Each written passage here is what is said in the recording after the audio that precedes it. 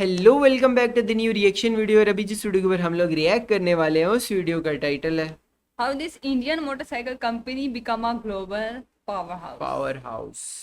ये royal Enfield से related है जो कि मेड इन इंडिया बाइक्स है। और इसकी हिस्ट्री से रिलेटेड बता दूं तो रॉयल इनफील्ड पहले किसी और कंट्री की कंपनी हुआ करती थी, बाद में किसी इंडियन इंडियन बंदे ने बाइक खरीद ली थी। वो जिस तरह जगुआर टाटा ने बाई की थी ना, इसी तरह एक इंडियन बंदे ने ये कंपनी भी खरीद ली थी। तो लेट्स को स्टार्ट करते हैं। इसके अंदर देखते हैं कि वीडियो के अंदर क्या है, और आप लोगों का इससे रिलेटेड जो भी ओपिनियन हुआ कमेंट सेक्शन के अंदर।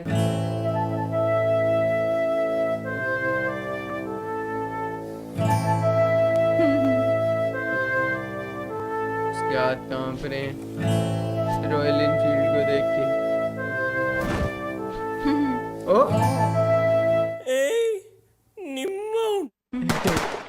Oh. In India, currently we have a ton of foreign companies that rule lots of consumer markets. For example, toothpaste. Colgate, a non-Indian company, has 50% of the market share. Gillette, again, a foreign company, has 90% of the market share. Now, this is not a good thing or a bad thing in my eyes, because I am a firm believer that business has no boundaries. But what if I told you there is an Indian company that now is beating an American company in their home turf, America? I am talking about Royal Enfield, and this story is about how this company is taking over the entire world. ये तो brand है ना फिर Royal Enfield. Royal Enfield has 95% market share and sells up to 8 lakh bikes a year.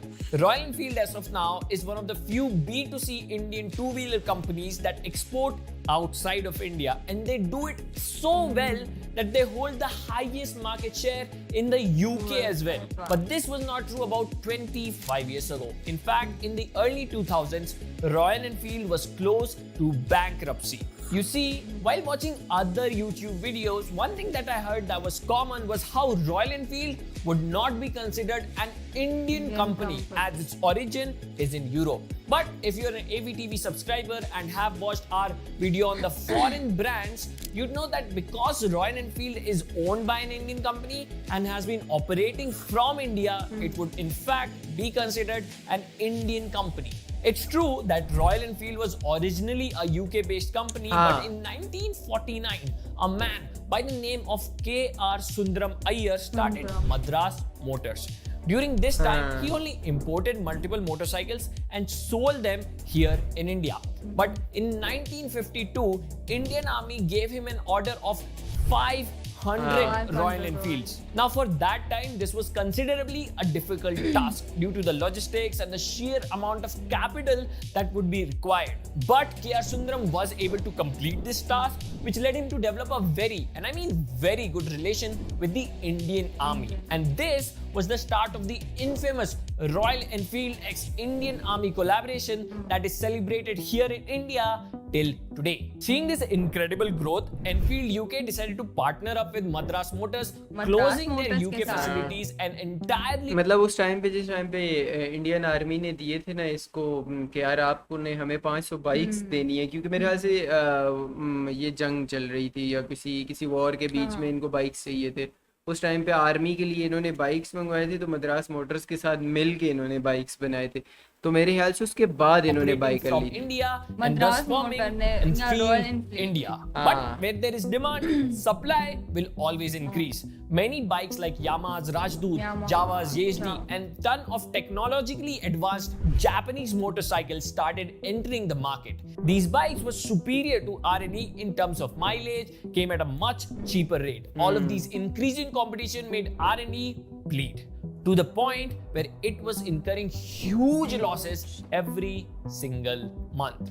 When it was extremely close to bankruptcy, Eicher Motors, an Indian company, decided to buy Royal Enfield. Eicher Motors did not actually have any particular plans with Royal Enfield in itself and were planning to just shut it down. But the son of the CEO of Eicher Motors, Siddharth Lal, asked the board for one last chance. Back then, Siddharth was just 26 years old. Yeah. Siddharth decided that he's going to go against all odds and make this company synonymous with the biker culture here in India. Siddharth's first approach was to fix the current underlying issues. But how do you even fix an issue that you're not even aware of? So, Siddharth did what no other biker CEO does. He actually started riding bikes, like all the time.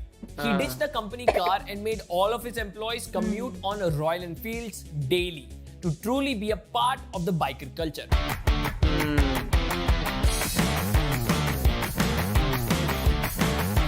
Yeah. Hey, who are you? Royal Enfield employee. Hey, watchman, Employee. दरवाजा खोल रहे. He went on rides for days and days, rode with customers and bikers just to know and understand what the biker truly needs. And this was a risky move even for Lal. I'll tell you exactly. How many CEOs can you imagine who would go to such length just to understand what their customers want? Very few, right? This move helped him and his team to fix all the mechanical issues, which brought the customer complaints from 5% to 0.2%. But the problem is, Lal was still not satisfied. He wanted the company to become a global powerhouse. And the first thing that was standing in front of his vision was the brand image of Royal Enfield. You see, a lot of youngsters associated the bike with something that older Bullet. people are interested in. In fact, I remember when I was super young, I had a similar vibe associated with Royal Enfield because the person who used to come and deliver milk in our house used to ride a Royal Enfield. So you get Bullet to के know ऊपर the आते हैं, image is an issue. And if you're in such a position, how do you attract young customers? Royal Enfield could not even go down the route of creating sports bike to attract younger customers because their legacy was about modern retro bikes. So what exactly do you do? Well, Lal's vision was to change the way people looked at Royal Enfield completely. He wanted Royal Enfield to be badass. And what sounds more badass than the Indian Army? Lal took the advantage of the relationship that Royal Enfield shared with the Indian Army since the start and doubled down on it. He not only sponsored the classic vehicle for the army, but also the policemen. And he made sure if there is a mainstream movie which has a military man being shown, he better be riding a Royal Enfield. This worked wonders to a point that the image of Royal Enfield and Indian Army is so well etched into our brain that even you cannot imagine an army man without him riding a Royal Enfield classic. And now Royal Enfield had successfully transformed from being something an older man would be interested in to something young men looked at as badass. Yeah. Is that cracks? Yeah. Oh my god. Meanwhile, Hey, is that a Royal Enfield? yeah. Oh my god! This marketing tactic was just one phase of the plan though. The second phase was launching a product that actually attracts these young customers. So after years of R&D, in 2003 the company unveiled their brand new bike called the Thunderbird. This bike literally took India by the storm. Before this bike, in 2000s, R&D was selling about 2,000 bikes yearly. After this bike's launch, thanks to Lal, Royal Enfield sold up to 32,000 bikes in 2006. He positioned the new Thunderbird as an exploration bike for youngsters. Their ads were out there, like crazy out there. Once they showed a kid whose umbilical cord was still attached to his mother and he only cuts it after finding a Royal Enfield Thunderbird and finally becomes a man. But this too was not enough to satiate Lal's hunger. Lal eventually became the CEO of Eicher Motors and decided to take Eicher Motors from a 15 business company to a 2 business company. Royal Enfield and tractors. He put all of his eggs in one basket and went all in on Royal Enfield. He went on a hunting spree. His goal was simple: to make the company a real player in the global motorcycle market. He wanted the best motorcycle engineers and designers and manufacturers to be working with him. He hired Pierre Teblanc, the visionary and the super famous bike designer, to work specifically with Royal Enfield. He hired Rod Copes, the former Harley Davidson manager, and he made him the president of R&D in North America, which was such a smart move. He also bought Harris Performance, the UK-based chassis designers, to create a brand new chassis for the bikes. He decided to go crazy, and just like he did this here in India, he decided to establish lots and lots of dealership in America. Now you will find an R&E showroom in every single corner, which led to R&E outselling Harley. But again, the real boom was still coming. After studying the game for so long, Royal Enfield in 2017 revealed their most popular bike as of now, the Interceptor 650. This bike is the dream bike for so many people, including myself. This is my search history. All you will find is Interceptor. Ajay, तो कौन सी ऐसी चीज़ है जिसमें India का नाम नहीं आता? अच्छा, ये रॉयल इनफील्ड अब देखो कहाँ से शुरू हुई और डूबती हुई, मतलब बिल्कुल कंपनी को कैसे इस बंदे ने, अच्छा, उन कंपनीज के बंदे उठाए जो कि फेमस कंपनी, जिस तरह डेविडसन, हार्ले वगैरह, इस तरह की कंपनीज के जो मेजर लोग थे वो अपनी कंपनी में शामिल किए, उनसे काम लिया और बाइक्स को ज़्यादा चेंज भी नहीं किया।